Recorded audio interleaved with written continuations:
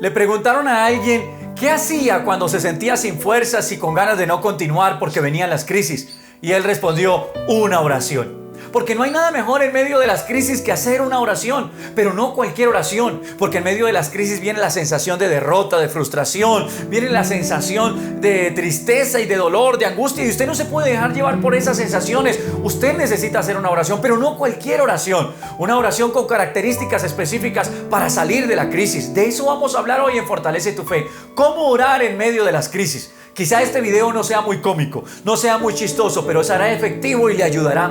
Porque cuando usted está en una crisis, usted no necesita distraerse, usted necesita soluciones. Y aquí las va a encontrar. Cómo orar en medio de la crisis es nuestro tema de hoy. Si quieres saber cómo hacerlo, espere hasta el final. Bienvenidos a Fortalece tu Fe. Gracias por estar con nosotros cada viernes a las 5 y esperar el video.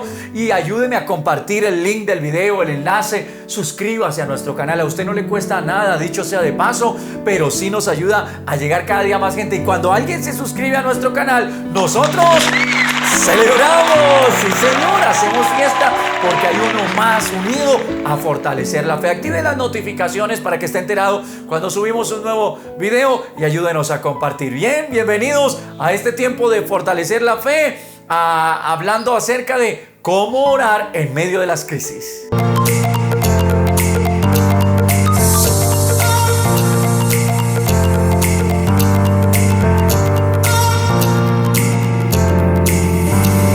Cuando Inglaterra estaba a punto de ser invadida por la Alemania nazi de Hitler, Winston Churchill, primer ministro inglés, se dio perdido. Se dio cuenta que no tenía ninguna manera de atacar a Hitler y entonces serían invadidos.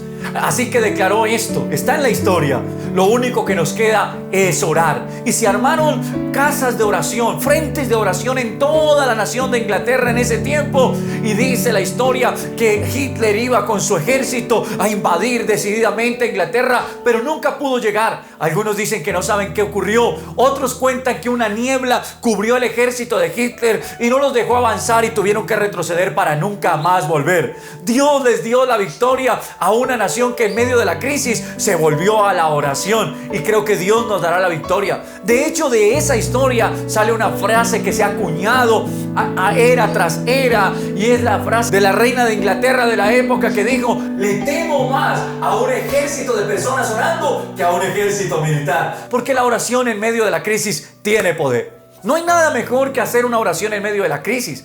Y de pronto usted la ha hecho, pero hoy va a aprender cómo orar efectivamente en medio de la crisis. ¿Cuál es la clase de oración que hay que hacer? Porque cuando viene la crisis usted siente desánimo, usted siente depresión, usted siente ganas de tirar la toalla o tirarse por una ventana.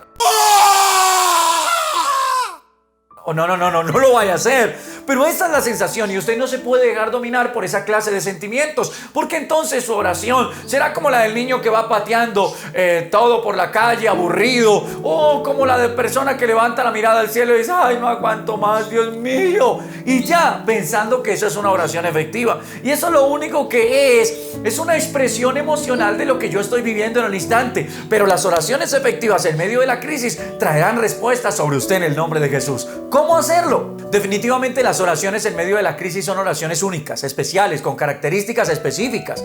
¿Por qué razón? Porque es que cuando usted va de vacaciones, su oración es diferente. Cuando usted va de vacaciones no tiene la cara larga. Bueno, si le salió muy caro el paseo, sí. Pero cuando usted va de vacaciones, usted va alegre, usted va contento, y su oración será: Señor, guárdanos en este viaje. Señor, que las vacaciones se demoren, que los días no se pasen rápido, sino lento. Esa será su oración. Es muy diferente esa clase de oración a cuando estamos en una crisis. Por eso es importante específicamente saber cómo orar en medio de la crisis. Le voy a dar tres principios para orar en medio de la crisis. Primer principio para orar en medio de la crisis: arrepentimiento. Y creo que es lo que más le falta a la gente cuando está en la crisis. Porque lo primero que se viene es el reclamo, el cuestionamiento, el por qué a mí, por qué todo me pasa a mí. Pero no, la primera oración que yo veo en la Biblia para salir de la crisis, que se puede hacer efectivamente en medio de la crisis, es una oración de arrepentimiento. ¿Y por qué de arrepentimiento, pastor? Le voy a decir primero por qué, y le voy a explicar luego qué es una oración de arrepentimiento. Lo primero es que usted no sabe la razón por la que vino la crisis, y muchas veces usted es el culpable de esa crisis. Ok, otra vez, muchas veces usted es el culpable de esa crisis. crisis: errores, pecados, no aceptar consejo, desviarse del camino del Señor, etcétera, etcétera. Y en ocasiones serán otros los culpables, no usted. Pero la Biblia muestra que hay personas que oraron pidiendo perdón, aunque los pecados y las fallas no eran de ellos, habían sido de otras personas. Así que lo primero, una oración de arrepentimiento. ¿Y qué es una oración de arrepentimiento? Una oración de arrepentimiento es pedir perdón delante del Señor, pero no ese perdón ficticio. No, usted necesita pedir perdón de corazón. Una oración de arrepentimiento trae lágrimas, una oración de arrepentimiento trae humillación delante del Señor y decirle de corazón: Señor, perdóname, aún, como dice el salmista, esos pecados ocultos que me son ocultos, revélamelos, porque hay situaciones por las cuales puede venir una crisis y necesitamos humillarnos delante del Señor. Ejemplo de ello es Nínive, y yo quiero transmitir esto. Si Dios perdonó a Nínive, cuando el mensaje de Jonás vino sobre Nínive, la Biblia dice que el rey de Nínive y todos los ninivitas se arrepintieron en lloro, en cilicio. El cilicio era una vestidura negra, no se ponían los atavíos, no se arreglaban, si lo puedo decir de esa manera, se ponían ceniza encima, se postraban en el piso y empezaban a pedir perdón, llorando y gimiendo en arrepentimiento. Eso es lo que nos falta en estos tiempos. Tenemos una generación demasiado orgullosa, tenemos una generación que creemos lo sabemos todo, o que no debemos nada a Dios cuando le debemos todo. Y lo primero en medio de la crisis es una oración con arrepentimiento. Cada vez que el pueblo de Israel estuvo en una crisis y fueron levantados, hubo una oración de arrepentimiento. Nehemías oró con arrepentimiento, con ayuno, con clamor, y la Biblia dice: perdóname, sí, esta nación, mi familia, mis padres y yo hemos pecado. Aún el mismo Daniel, antes de ser rescatados o de volver del exilio babilónico, oró con arrepentimiento. Dijo: sí, Señor, nuestros padres hicieron lo malo, te dejaron, Señor, no cumplieron tu palabra, nos arrepentimos, te pido perdón. Daniel también oró con arrepentimiento. Necesitamos hacer en medio de la crisis oraciones con arrepentimiento, que salgan de lo profundo del corazón, con lágrimas, con lloro, con gemir delante del Señor, porque Él es el único que le puede levantar de la crisis. Lo segundo que debe tener una oración en medio de la crisis, después del arrepentimiento, es una oración con clamor o de clamor. Otra vez, una oración de clamor. Y hago énfasis en el clamor porque la gente piensa que clamar es hablar. No, clamar es una oración agónica y desesperada. Clamar es una oración que sale con gemidos de lo más profundo de su ser y de su corazón. Y voy a poner un ejemplo muy típico en mis mensajes cuando hablo acerca de orar de la manera correcta. Y es que cuando usted está, déjeme suponer este ejemplo, usted tiene a su hijo o un familiar muy muy cercano en la clínica muriendo o en unidad de cuidados intensivos. Piensa en esa escena y pido disculpas si alguien ha estado ahí, pero solo es para efectos del mensaje. Si usted tiene un familiar en cuidados intensivos y está en esa situación, la oración ¿cómo es? No es una oración: ay, Señor, bueno, sálvalo, si es tu voluntad, Dios mío, y si no, pues llévatelo, una boca menos que alimentar. Amén.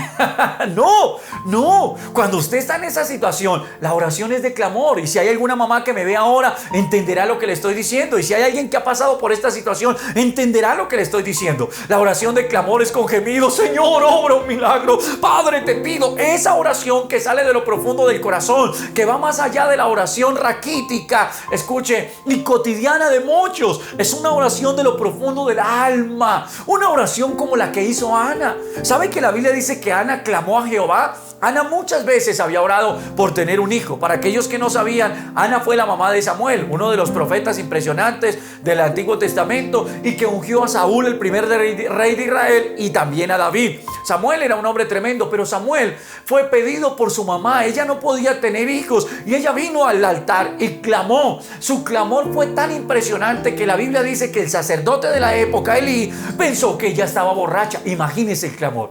Un clamor que le cambió la gesticulación, un clamor que aún en su cuerpo hubo un cambio que le hizo pensar al sacerdote que ella estuvo borracha.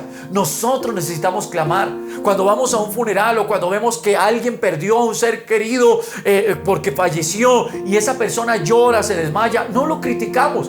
¿Por qué? Porque está en un momento difícil. Cuando uno está en una crisis, necesitamos, y es lo que la Biblia dice, clama a mí, dice el Señor. Necesitamos hacer oraciones con clamor, con gemido, que salgan de lo profundo del corazón. Entonces, lo primero, una oración de arrepentimiento. Lo segundo, en medio de la crisis, una oración de clamor. Y viene la última, la tercera y última característica de una oración en medio de las crisis. No se vaya, espere hasta el final porque va a ser de mucha bendición.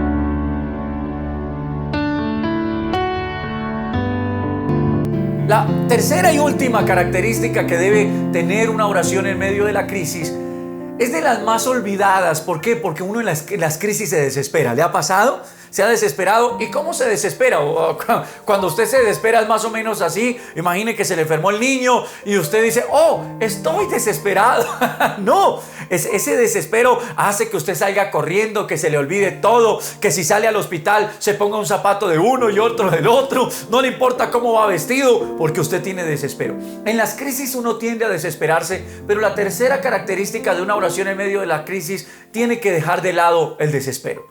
Y usted necesita orar confiado en que Dios tiene el poder para darle victoria. Otra vez, necesita orar confiado en que Dios, no desesperado, sino confiado, en que Dios tiene el poder y lo va a sacar de ahí.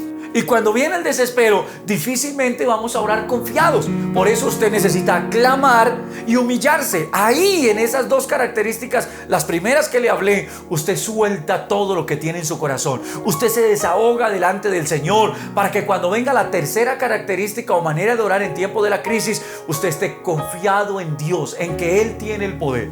Y le voy a hablar rápidamente de un par de milagros que Dios hizo en la Biblia impresionantes. El primero está en el Antiguo Testamento y es Josafat. Josafat es el rey de Judá y Judá solo tenía dos tribus. Para aquellos que conocen un poco la historia bíblica, no era tan grande Judá, y la Biblia dice que varios países se unieron contra Josafat.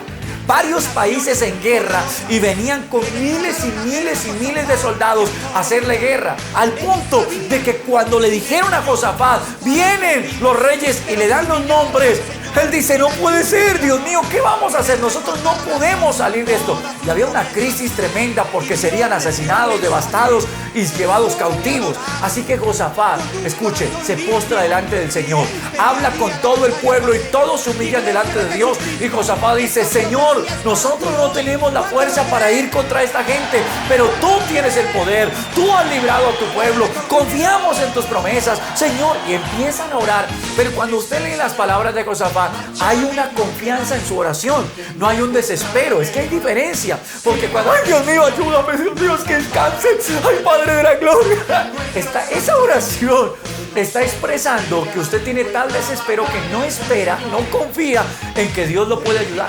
Pero es diferente cuando usted ora confiado, porque aunque usted entiende que la crisis es grande, sabe que su Dios es más grande. Otra vez. Cuando usted entiende que la crisis es grande, pero su Dios es más grande, usted ora confiado. Y Josafat oró con tal confianza que empezaron a cantar. Imagínense, ¿quién canta en medio de las crisis? El que confía en Dios. El que confía en Dios. Mire, esta última parte es extremadamente importante. Cuando el diablo ataca, cuando el diablo trae una crisis, cuando viene una situación difícil para el pueblo de Dios, para los hijos de Dios, el diablo apuesta a que usted y yo renegaremos y negaremos a Dios en su propia cara.